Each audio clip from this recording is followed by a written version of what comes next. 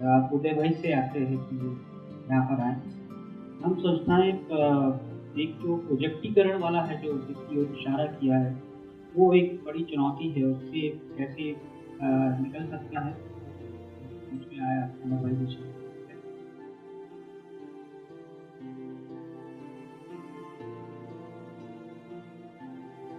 आप सभी को मेरा नमस्कार। मेरा नाम उदय है और मैं सृजन संस्था से हूँ।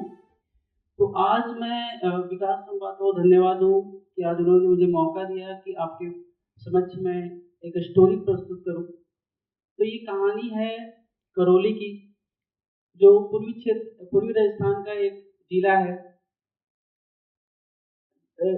जहाँ पे लगभग 48% आबादी जो है वो कृषि पे निर्धारित है और वो खेती से मजदूरी पे निर्धारित है। और वहाँ के जो कम्युनिटीज है, मेन कम्युनिटीज है, वो शेड्यूल कास्ट और शेड्यूल ट्राइब ज्यादातर है। और वहाँ पे जो भौगोलिक वहाँ पे जो चुनौतियां है वो बहुत ही अलग है। वहाँ के जो इलाके हैं, कुछ एक इलाका तो ऐसा है जो कि पहाड़ी और बेहद क्षेत्र है।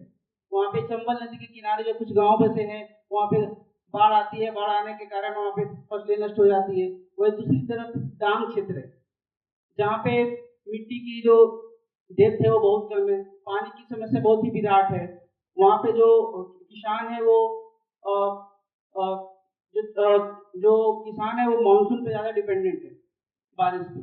और वहाँ पे जो फसल वो करते हैं वो मानसून डिपेंडेंट है और सिर्फ एक ही फसल ले पाते हैं, वो भी जमीन में मिट्टी कम होने के कारण जो पैदावार होती है वो बहुत ही कम है, जिससे उनका जो रहन सहन है वो नहीं हो पाता है।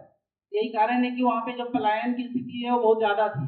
वो लोग साउदर्न स्टेट अहमदाबाद चेन्नई की तरफ माइग्रेट कर रहे थे।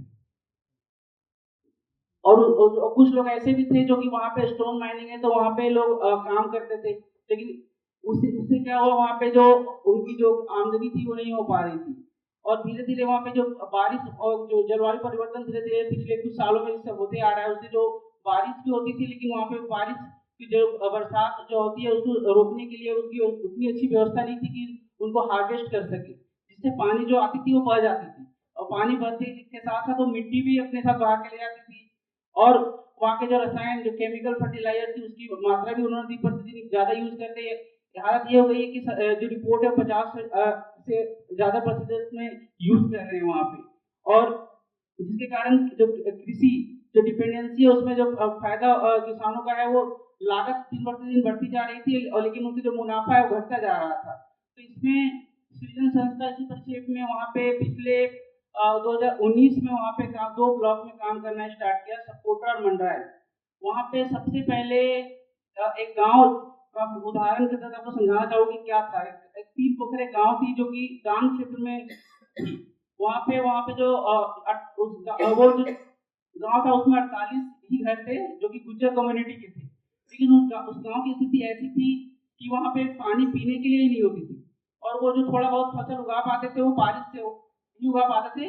और वो फसल अ, एक एक प्रति बीघा डेढ़ से दो प्रति बीघा 1.5 से 2 क्विंटल नहीं हो पाती, जिससे उसका गुजारा नहीं हो पाता था। उसी तरह एक वहाँ पे चोर जी नाम के किसान थे। वो जब फसल अपना करते उनकी जो जमीन थी 5 बीघा थी, लेकिन वो फसल उतना हो नहीं पाता था जिससे उसका परिवार का गुजारा हो सके।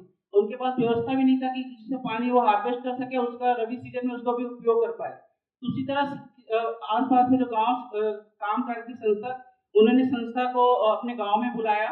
उसमें गांव में बुलाने के बाद वहां पे एक कमेटी बनाई, जो ग्राम विकास समिति, जो कि कैसे गांव के विकास के ऊपर काम करे, जो भी गांव की समस्याएं थी उसके ऊपर कैसे काम करे, इस पे बल दिया। फिर वहां पे धीरे धीरे करके वहां पे जो पानी की जो समस्या थी उसको कैसे पोखर, कैसे जो बारिश बारिश की पानी को कैसे रोका जाए, उस पर हम लोगों ने, किसानों ने मिलकर और संस्था ने मिलकर काम किया। फिर धीरे धीरे करके चोर जी ने पहला आदमी थे जो अपने गांव में एक पोखर जो टूटी पड़ी थी उनको उन्होंने रिनोवेट करके बनाया।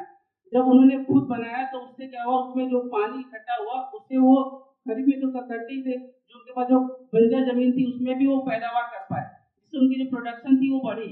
इसी तरह देखते देखते कि जो अगल बगल के जो गाँव घर थे तो उस गाँव में उन्होंने भी देखा कि अगर हम इस तरह के स्ट्रक्चर बनाएंगे, पोखर बनाएंगे, एनीकट बनाएंगे तो पानी रुकेगा। जो पानी बरसात से बह जाती थी वो बहेगी नहीं, अगर रुकेगी तो हम लोग पैदावार भी कर सकते हैं। तो एक स्थिति थी 5 साल पहले जहाँ पे इस गाँव में एक भी पोखर नहीं थे। लेकिन आज 5 सालों के बाद सृजन और कुछ और भी अन्य संस्था जो उस इलाके में काम करती है, आज स्थिति ये है कि उस गाँव में 30 से ज़्यादा पोखर बने हैं एक ही गाँव में, जिसके कारण वो सिंचाई कर पाते हैं और ये दोनों रबी सीजन में भी फसल कर पाते हैं और खरीफ में भी। इसी तरह ये सिर्फ पानी के ऊपर काम नहीं हुआ, वहाँ पे किसान धीरे-धीरे करके जो रासायनिक यूज़ करते थे कैसे वो कम कर पाए, क्योंकि चूँकि वहाँ पे जो इलाका था जंगली इलाका है, तो उनके पास जानवर भी थे। तो जब वो खेती हुई तो चारा भी होने लगा, तो उनके पशुओं के लिए, तो उनके पास जो गोबर आते हैं उनसे वो कैसे धीरे-धीरे करके गोबर से खाद बनाया, उसके ऊपर भी हम लोगों ने ट्रेनिंग दिए। धीरे-धीरे किसान उस ट्रेनिंग के माध्यम से घर पे जो बाहर से केमिकल आते थे उसको ना लाके घर पे कैसे घनजीवामृत बनाए और उसका उपयोग अपने खेतों में करें। धीरे-धीरे वो भी शुरू किए। उसके साथ ही जो सृजन का एक इंटीग्रेटेड अप्रोच है कि वो एक पानी के ऊपर काम किए, फिर खेती के ऊपर कैसे एक ही ज़मीन पे हम लोग थोड़ी-थोड़ी बदलाव लाके कैसे हम इनकम को बढ़ा सके, उसपे सृजन संस्था ने काम किया और उसमें जैसे कि अलग-अलग योजनाओं के बारे में बता के सरकारी योजनाओं का भी उन्होंने किसानों को अवेयरनेस करके उनको लाभान्वित किया। उसी तरह जैसे चोरजी ने सोलर पंप सरकारी योजनाओं के तहत लगाया, फिर पाइप स्प्रिंकलर भी लगाया। इसी तरह चोरजी मतलब करके वो एक अपनी आमदनी को बढ़ाने में सफल हुए। इसी तरह जो चोरजी के जैसे और भी बहुत सारे किसान हैं जो कर रहे हैं और धीरे-धीरे जो माइग्रेशन जो बाहर की तरफ है वो ना होके अपनी खेती में कैसे हम लोग थोड़ी-थोड़ी चेंजेस करके उससे प्रोडक्टिविटी बढ़ा सकते हैं, उस पे काम कर रहे हैं। तो ऐसा ही हम लोग अभी मंडरायल और सपोटरा के एक टोटल 129 गाँव में हम लोग काम कर रहे हैं और 8,000 से ज़्यादा परिवारों के साथ काम कर रहे हैं। किसान का नाम क्या है? चोर जी। ईश्वर जी। चोर जी।